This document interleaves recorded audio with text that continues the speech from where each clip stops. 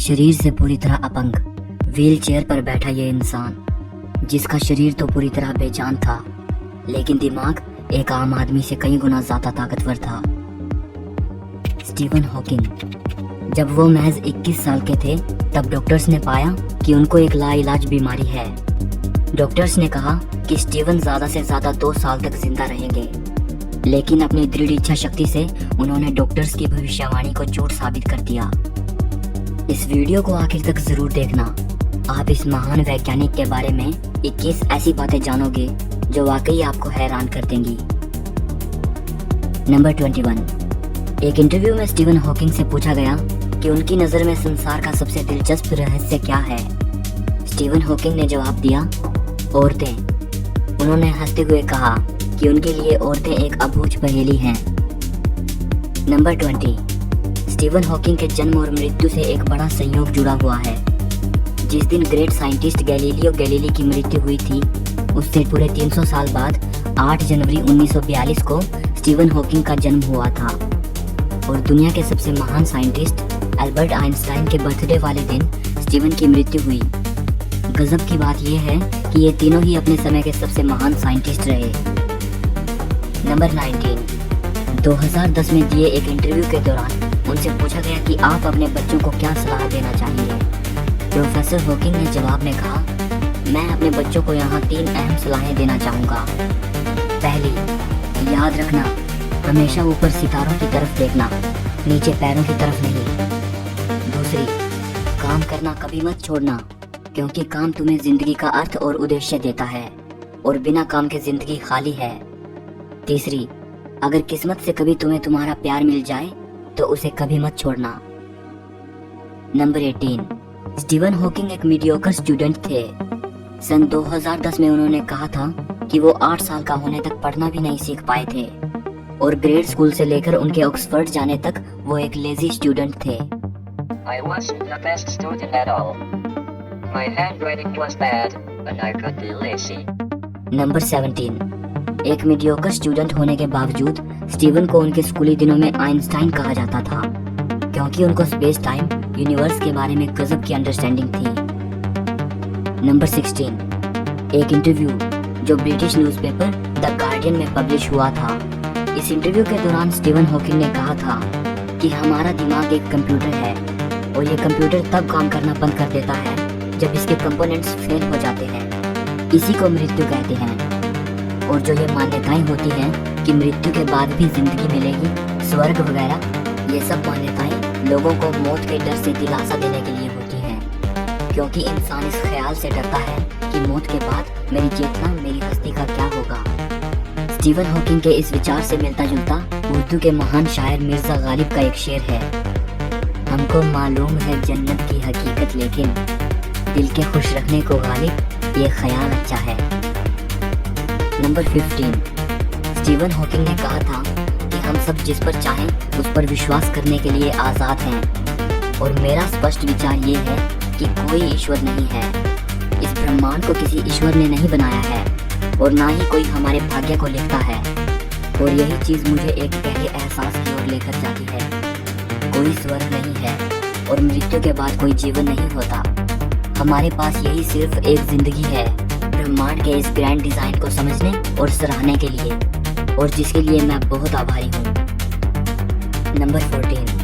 Catholic church के pope John Paul Hawking की बातों का समर्थन नहीं करते थे, क्योंकि दोनों की आइडियोलॉजीज एक दूसरे से अलग थी।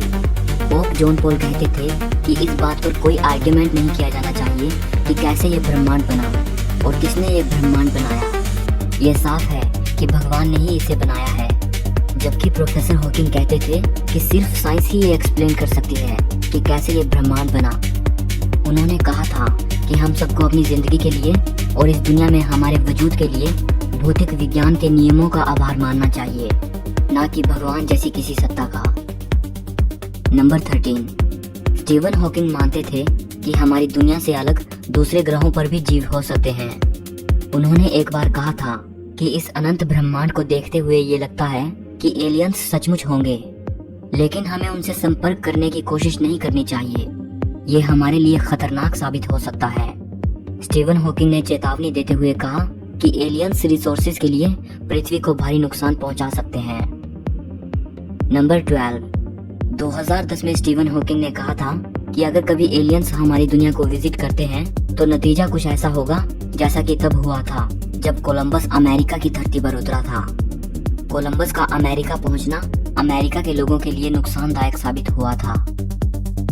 नंबर 11, वैसे तो स्टीवन साइंटिफिक कम्युनिटी में पहले से ही काफी फेमस थे, लेकिन वास्तव में वो आम लोगों की अटेंशन में तब आए जब 1988 में उनकी science book a brief history of time publish हुई। इस बुक ने पूरी दुनिया में तहलका मचा दिया। ये अपने समय की सबसे ज्यादा बिकने वाली बुक बनी, 150 हफ्तों तक New York times best seller list में रही और सारे रिकॉर्ड्स तोड़ते हुए 237 हफ्तों तक British Sunday times best seller list में रही। इस बुक की 1 करोड़ से भी ज्यादा कॉपीज बिक चुकी हैं। नंबर 10, प्रोफेसर हॉकिंग कहते थे कि उन्होंने हमेशा से ये सपना देखा था कि वो साइंस पर कोई ऐसी बुक लिखेंगे जिसे आम लोग भी आसानी से समझ पाएं। वे कहते हैं कि a brief history of time पर उनका ये सपना पूरा हुआ। ये बुक उन्होंने तब लिखी थी जब वो पूरी तरह अपंग हो चुके थे। स्टीवन की ये बुक कॉस्मोलॉजी पर है और उन्होंने इसमें बिग बैंग और ब्लैक होल्स जैसे विषयों पर लिखा है। नंबर 9, प्रोफेसर हॉकिंग ने अपनी डॉटर लूसी के साथ मिलकर बच्चों के लिए भी कई साइंस बुक्स लिखी हैं। ये किताबें जॉर्ज नाम के एक लड़के पर केंद्रित हैं जो ब्रह्मांड में ट्रैवल करते हुए ब्रह्मांड के बारे में सीखता है। नंबर 8, इतने महान वैज्ञानिक होने के बावजूद और उनकी ग्राउंड ब्रेकिंग डिस्कवरीज के बावजूद भी स्टीवन हॉकिंग कभी नोबेल प्राइज नहीं जीत पाए। नंबर 7, स्टीवन एक फेमस साइंटिस्ट तो थे ही, लेकिन वो बहुत से टीवी शोज जैसे स्टार ट्रेक, द सिम्पसंस और द बिग बैंग थियरी में भी नजर आ चुके हैं। नंबर 6, बीबीसी को दिए एक इंटरव्यू में प्रोफेसर स्टीवन हॉकिंग ने कहा था कि स्पेस में ट्रैवल करने की उनकी लंबे अरसे से ख्वाहिश है। 2007 में उनकी ये ख्वाहिश तब पूरी हुई जब साइंटिस्ट उन्हें एक स्पेस शटल में ले गए और वहां स्टीवन को जीरो ग्रेविटी का अनुभव कराया गया। प्रोफेसर हॉकिंग करीब 4 मिनट तक वेटलेस रहे। नंबर 5, स्टीवन हॉकिंग ने दुनिया के अंत के बारे में बात करते हुए ये कहा था कि आर्टिफिशियल इंटेलिजेंस, न्यूक्लियर वार, महामारियां, क्लाइमेट चेंज और बढ़ती जनसंख्या, ये सभी वो कारण हैं जो दुनिया को अंत की ओर लेकर जाएंगे। प्रोफेसर हॉकिंग ने कहा था कि मुझे लगता है मानव जाति के पास खुद का अस्तित्व बचाए रखने के लिए 1000 साल है। जब तक कि ये पृथ्वी मनुष्य के रहने के काबिल ना बचे, तब तक हमें पृथ्वी जैसा कोई और ग्रह खोजने की जरूरत है। नंबर 4, 1963 में जब स्टीवन महज 21 साल के थे, तब डॉक्टर्स ने उनको बताया कि उन्हें मोटर न्यूरॉन नाम की एक भयानक लाइलाज बीमारी है। इस बीमारी में इंसान का उसकी मांसपेशियों से नियंत्रण छूटने लगता है और धीरे धीरे उसका सारा शरीर अपंग हो जाता है और उसकी मृत्यु हो जाती है। किसी इंसान में इस बीमारी के पता लगने के कुछ ही महीने या साल बाद इंसान की मृत्यु हो जाती है। जब डॉक्टर्स को पता चला कि स्टीवन को यह बीमारी है, तब डॉक्टर्स ने उनको बताया कि वो 2 साल से ज्यादा नहीं जी पाएंगे। लेकिन स्टीवन ने अपनी इच्छा शक्ति के बदौलत डॉक्टर्स की भविष्यवाणी को झूठ साबित कर दिया। वो 50 साल से भी ज्यादा जिए। बीमारी के पता चलने के बाद धीरे धीरे वो पूरी तरह अपंग हो गए थे, सिर्फ उनका दिमाग जिंदा था। नंबर 3, बीमारी की वजह से स्टीवन का शरीर पूरी तरह बेजान हो गया। वो ना लिख सकते थे और ना ही बोल सकते थे, लेकिन इसके बावजूद उन्होंने कई किताबें लिखी। ये किताबें उन्होंने अपने स्पीच सिंथेसाइजर की मदद से लिखी। ये उनका स्पीच जनरेटिंग डिवाइस था, जिसकी मदद से वो अपने गाल की मांसपेशी की कंपन द्वारा शब्दों को टाइप करते थे। स्टीवन पूरी तरह अपंग होने के बावजूद भी इस डिवाइस की मदद से लोगों से बात कर पाते थे।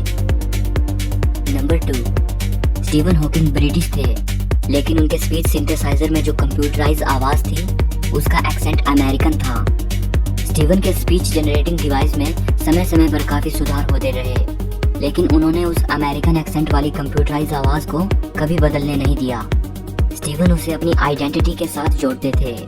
उन्हें वो आवाज बेहद पसंद थी और लोगों के बीच भी वो आवाज इतनी फेमस हो चुकी थी कि कोई भी उसे थोड़ा सा सुनकर ये आसानी से बता सकता था कि ये प्रोफेसर स्टीवन हॉकिंग बोल रहे हैं।